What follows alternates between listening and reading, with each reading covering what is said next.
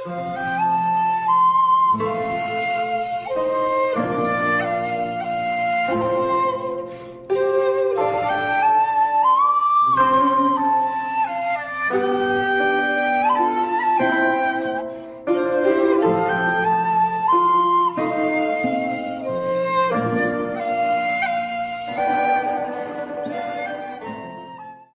కొండవీడు ప్రాంతంలోని సరిహద్దుల్లో ఒక పురాతన ఆలయం ఉండేది. పక్కనే ఒక మంచినీటి బావి ఉండేది. అది ఎవరు కట్టించారో తెలియదు కానీ అది ఎందరికో కన్నతల్లిలా ఆశ్రయం కల్పించేది. ఆ చుట్టుపక్కల గ్రామాల్లోని చిన్న చిన్న వర్తకులు ఇంకా ఎంతో మంది ప్రజలు తమ అవసరాల నిమిత్తం ఒక ఊరి నుండి ఇంకో ఊరికి మరియు దూరంగా ఉన్న నగరాలకు వెళ్లాలన్నా ఆలయం ముందు నుంచే వెళ్లేవారు. ఎండాకాలం వచ్చినప్పుడు ప్రజల మార్గ మధ్యలో ఆలయంలోనే సేద తీరేవారు. వర్షాకాలం వచ్చినప్పుడు కూడా ఆలయం కన్నతల్లిలా అక్కున చేర్చుకునేది.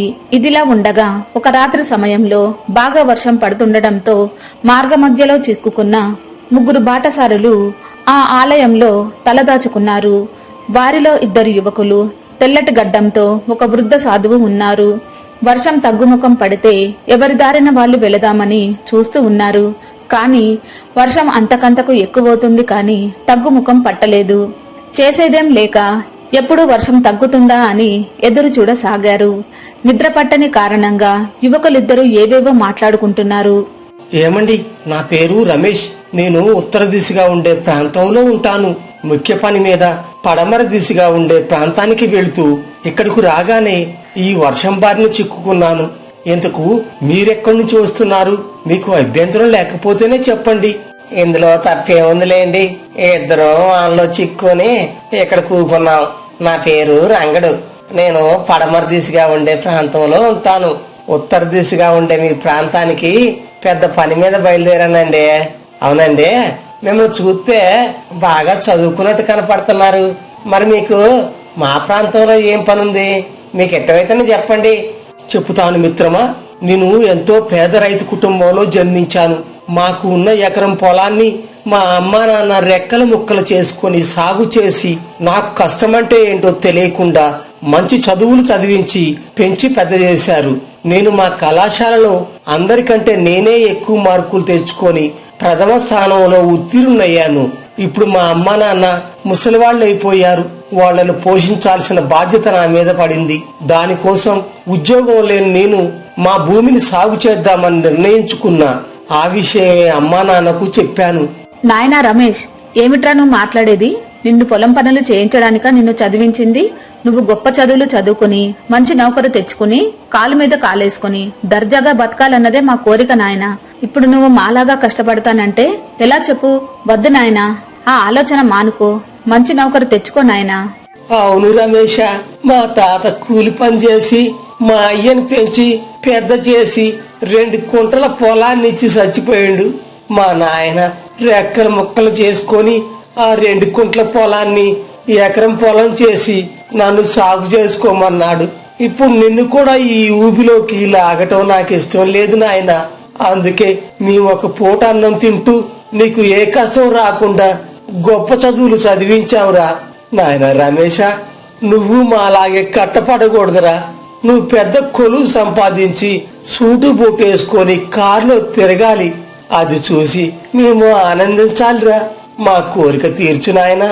అలా నేను వ్యవసాయం చేస్తా అంటే మా అమ్మ నాన్న వద్దు, ఉద్యోగమే చేయమన్నారు. అందుకని నా చదువుకు సంబంధించిన పత్రాలు పట్టుకొని ఎన్నో కార్యాలయాలకు వెళ్లి కనీసం చిన్న ఉద్యోగం ఇప్పించమని బతిమలాడాను. అయితే మా ప్రాంతమంతా తిరిగినా ఎక్కడా చిన్న ఉద్యోగం దొరకలేదు. ఎక్కడ చూసినా పేరు పలుకుబడి ఉన్న వారికే, ముడుపులు చెల్లించిన వారికే మంచి ఉద్యోగాలు లభిస్తున్నాయి. నాలాంటి పేదవాడికి ఎవరూ ఉద్యోగం ఇవ్వలేదు. అయితే మొన్న ఈ మధ్య నా స్నేహితులు కొందరు పడమర దిశగా ఉన్న ప్రాంతంలో చదువుకున్న వారికి పిలిచి మరీ ఉద్యోగాలు ఇస్తున్నారని చెప్పారు. అందుకే ఉద్యోగం కోసం పడమర ప్రాంతానికి వెళుతూ ఇక్కడ చిక్కుబడిపోయాను. అది సరేగాని మిత్రమా, నీ సంగతి ఏమిటో చెప్పు. నువ్వు చెప్పేదింటే నవ్వాలో తెలియటం లేదు, ఆడవాలో తెలియటం లేదు. దూరపు పండ్లు నునుపుకున్నట్టు మన ఇద్దరు ఆలోచనలు అట్నే ఉన్నాయి. సర్లే, నా గురించి చెప్తా వినండి. నేను మా ప్రాంతంలో వెదురుతో అందమైన బుట్టలు, తట్టలు ఇంకా ఎన్నో తయారు చేస్తాను. అందులో నాకు ఎంతో నైపుణ్యం ఉంది. వాటిని అమ్మితే వచ్చిన డబ్బుతోనే మా అమ్మ నాన్న పోషించుకునేవాడినండి. అయితే మా ప్రాంతంలో ఈ మధ్య ఎవరూ వాటిని కొనటం లేదు. తిండి లేక ఇబ్బంది పడుతుంటే నా దగ్గర ఉన్న ఈ కళను చూసి ఒక యజమాని నన్ను తన దగ్గర నెలకు 10 రూపాయలకు పనిలో పెట్టుకుండండి. ఆయన నా పనితనం చూసి ఎంతో మెచ్చుకునేవాడు. అయితే ఆయన నాకు ఇచ్చే 10 రూపాయల కన్నా ఆయన నన్ను మెచ్చుకుంటుంటే ఎంతో సంతోషం కలిగేది. రంగా, నువ్వు నిజంగా చాలా గొప్ప కళాకారుడివి. నిన్ను కన్న తల్లిదండ్రులు ఎంతో అదృష్టవంతులు. నువ్వు తయారు చేసిన అందమైన బుట్టలు, ఆ గృహోపకరణాలు వేరే ప్రాంతంలో మంచి గిరాకీ ఉంది. నీలాంటి గొప్ప పనిమంతుడు నాకు లభించడం నిజంగా నా అదృష్టం. రంగా, ఈ నెల నుంచి నీ జీతం పావలా పెంచుతున్నాను రా. అలా నా యజమాని మెచ్చుకుంటుంటే నాకు భలే కనిపించేదండి. ఇంకా కట్టపడాలని, ఇంకా ఆయన దగ్గర మెప్పు పొందాలని రేయింబౌళ్లు కట్టపడి ఎన్నో తయారు చేశాను. అయితే కొన్నాళ్లకు ఆయన చేస్తున్న మోసం బయటపడింది. ఒకసారి నేను ఆయన ఇంటికి వచ్చేసరికి ఆయన భార్యతో మాట్లాడుతాడు. మధ్యలో నా పేరు వచ్చింది. ఏంటబ్బా అని సాటుగా ఉండి ఎనసాగాను. అదేంటండి, ఆ రంగడికి ఒకేసారి పావలా జీతం పెంచారు? ఇలా పెంచుకుంటూ పోతే ఏదో ఒక రోజు మిమ్మల్నే ఎదిరిస్తాడు. అసలు వాడికి 10 రూపాయలే ఎక్కువ. ఎక్కడో వీధుల వెంట ఉన్నవాణ్ణి ఇంట్లో పెట్టుకున్నారు. ఏదో ఇంత ముద్ద అన్నం పెడితే సరిపోయేది, అదే వాడికి ఎక్కువ. ఏమేవ్ సుబ్రత్నం, నేను నీ కంటికి ఎలా కనపడుతున్నానే? ఆ వెధవకి 10 రూపాయలు జీతం ఇవ్వడానికి నేనేమన్నా పిచ్చివాడిని అనుకున్నావా? ఆ రంగడు మనకు డబ్బులుగానే, పెద్ద డబ్బులుగాని వాడు తయారు చేసిన వాటికి ఉత్తర ప్రాంతంలో మంచి గిరాకుందే. జనాలు ఎగబడి కొంటున్నారట. ఎంతో మంది వ్యాపారులు మన దగ్గర కొని 2 ధరకు అమ్ముకుంటున్నారట. వీడికి 10 రూపాయలు ఇచ్చి నెలకి 1000 సంపాదిస్తున్నాను. చూసావా, మొన్న పెంచిన పావలాకు ఆ వెధవ మురిసిపోయి రాత్రిళ్ళు కూడా కష్టపడుతున్నాడు. వాడు ఇలాగే కష్టపడితే ఇంకొన్నాళ్లకు మనం లక్షాధికారులు అవుతాము. ఏమనుకున్నావే సుబ్బులు? చూసావా నీ మొగుడు తెలివితేటలు? నువ్వు కూడా వాడితో మంచిగా మాట్లాడు. అప్పుడు వాడు ఇంకా బాగా పనిచేస్తాడు. మనకు వేలకు వేలు కురుస్తాయి. మీరెంత తెలివి కలవారండి. రంగడికి నెలకి 10 రూపాయలు ఇచ్చి వాడు తయారు చేసిన వాటిని ఉత్తర ప్రాంతంలో అమ్మి వేలకు వేలు సంపాదిస్తున్నారా? ఓహో, అందుకేనన్నమాట ఈ మధ్య బీరువా నిండా డబ్బులు కట్టలు కట్టలు కనిపిస్తున్నాయి. ఈ విషయం నాకు చెప్పారుగా. ఇక చూసుకోండి, ఆ రంగడికి ఎలాంటి కళ్ళబొల్లి కబుర్లు చెబుతాను. మీరే చూడండి. ఏమండి, బీరువాల డబ్బులతో నేను చంద్రహారం చేయించుకుంటానండి. అలా ఆ భార్య భర్తలు మాట్లాడుకున్న తిన్న తర్వాత ఆ యజమాని నన్ను ఎలా మోసం చేస్తాడో అర్థమైంది. అప్పుడు నిర్ణయించుకున్నాను, రేయింబవళ్ళు కట్టపడి నెలకు 10 రూపాయలు తీసుకునే కంటే నేనే నా గిరాకీ ఉన్న ఉత్తర ప్రాంతానికి వెళ్లి ఎక్కువ జీతానికి పని చేయొచ్చు కదా అని బయలుదేరి నీలాగే ఇక్కడ ఈ వానలో చెప్పుకొని అండి. మిత్రమా, ఈ వాన రేపటికైనా తగ్గుద్దటవా? మనం బయటపడతామంటవా?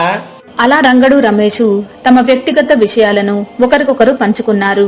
వీళ్ల మాటలు మొదటి నుంచి వింటున్న సాధువు ఇద్దరిని ఒకసారి తేరిపారా చూశాడు. ఇద్దరి వద్దకు వచ్చి కూర్చున్నాడు. నాయనలారా, నేను మొదటి నుంచి మీ మాటలు వింటూ వచ్చాను. మిమ్మల్ని చూసిన తర్వాత పేదవాడు ఇంకా పేదవాడుగానే ఎందుకుంటున్నాడో, ఉన్నవాడు ఇంకా ఉన్నవాడు ఎలా అవుతున్నాడో నాకు ఇప్పుడు అర్థమైంది. నాయనా రమేష్, నీ తల్లిదండ్రులు రెక్కల ముక్కలు చేసుకొని నిన్ను ఉన్నత చదువులు చదివించారు. ఎవరి దగ్గరైనా ఉద్యోగం చూసుకోమన్నారు కదా, నువ్వు కూడా అంతే ఆలోచించావు నాయనా. నాయన రంగా, నీ దగ్గరున్న ప్రతిభని నీ యజమాని గుర్తించి నీకు 10 రూపాయలు ఇచ్చి నువ్వు తయారు చేసిన వాటిని వేలకు అమ్ముకుంటున్నాడని ఎక్కువ జీతం కోసం వేరే ప్రాంతానికి వెళుతున్నావు. నాయలారా, అసలు అంతకు మించి మీ జీవితాల్లో ఇంకేమీ లేదా? ఒకళ్ళ కింద పనిచేయటమేనా మీ జీవితం? చూశారా, అందుకే పేదవాడు ఇంకా పేదవాడుగానే ఉంటున్నాడు. అప్పటిదాకా ఏదో ధ్యానంలో ఉన్న సాధువు ఉన్నట్టుండి అలా మాట్లాడేసరికి రంగడికి రమేష్కి ఆశ్చర్యం వేసింది. తాము బతకడానికి ఉద్యోగం చూసుకుంటున్నామంటే తప్పు అంటున్నాడేమిటి, ఎవరైనా అంతకు మించి ఇంకేం చేయగలరు అని ఇద్దరు ఒకరి ముఖాలు ఒకరు చూసుకున్నారు. తమ మనసులోని సందేహాన్ని సాధువుకి చెప్పారు. చెబుతాను నాయన, మనిషి ఎప్పుడు తన చుట్టూ మాత్రమే గిరి గీసుకొని అందులోనే తాను తన వాళ్ళు మాత్రమే సుఖంగా ఉండాలని, అందుకోసం ఉద్యోగం అనే అందమైన పేరుతో తెలివైన వాడి దగ్గర గొడ్డి చాకిరి చేస్తూ అతడు నెల చివర జీతం అనే పేరుతో పడేసే చాలిన డబ్బు తీసుకొని కుటుంబాన్ని గొప్పగా చూడాలనుకుంటాడు.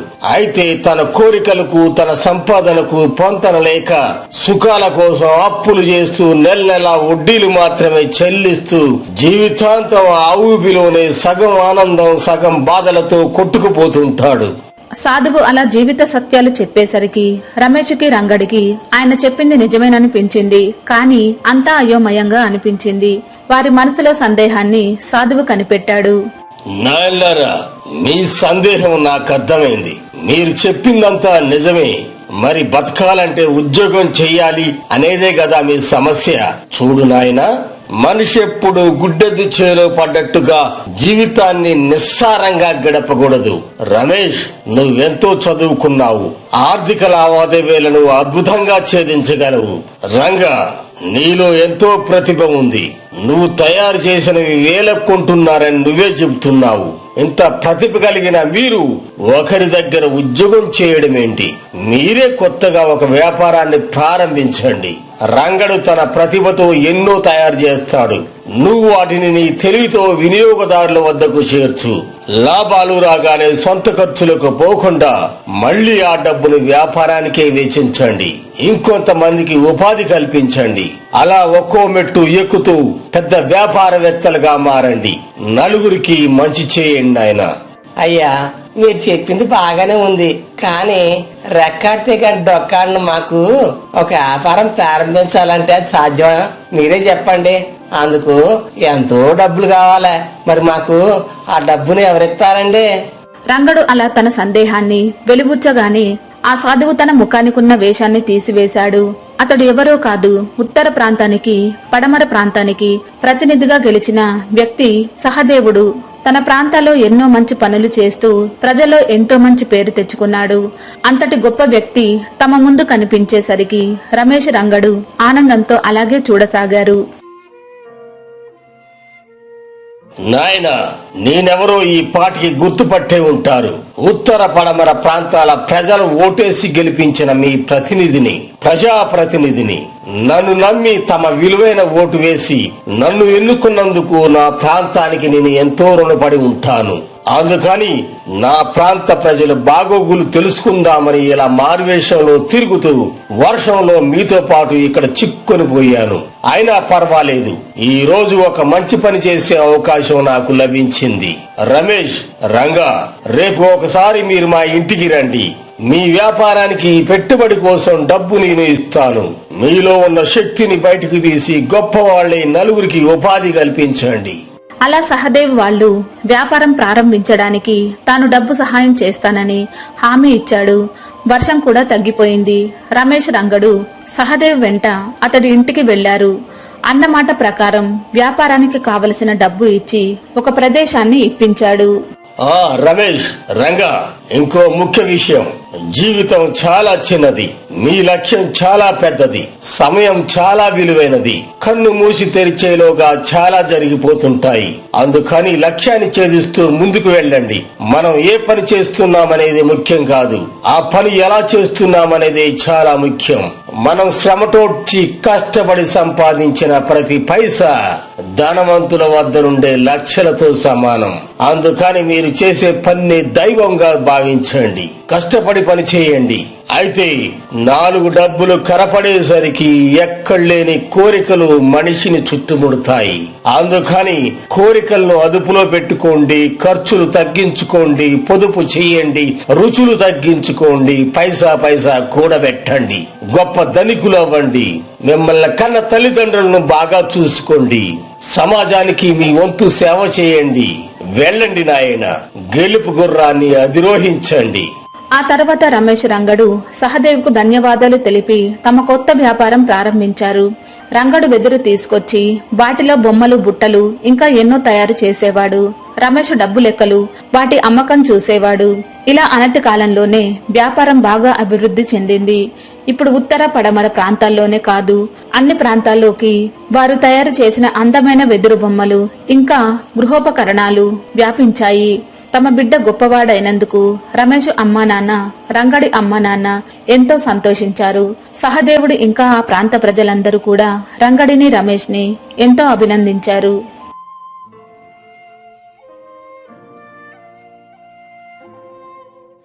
మీకు మా ఛానల్లోని స్టోరీస్ అన్ని నచ్చినట్లయితే లైక్ చేయండి, షేర్ చేయండి, సబ్స్క్రైబ్ చేయండి. అందరికీ థ్యాంక్ యూ అండి.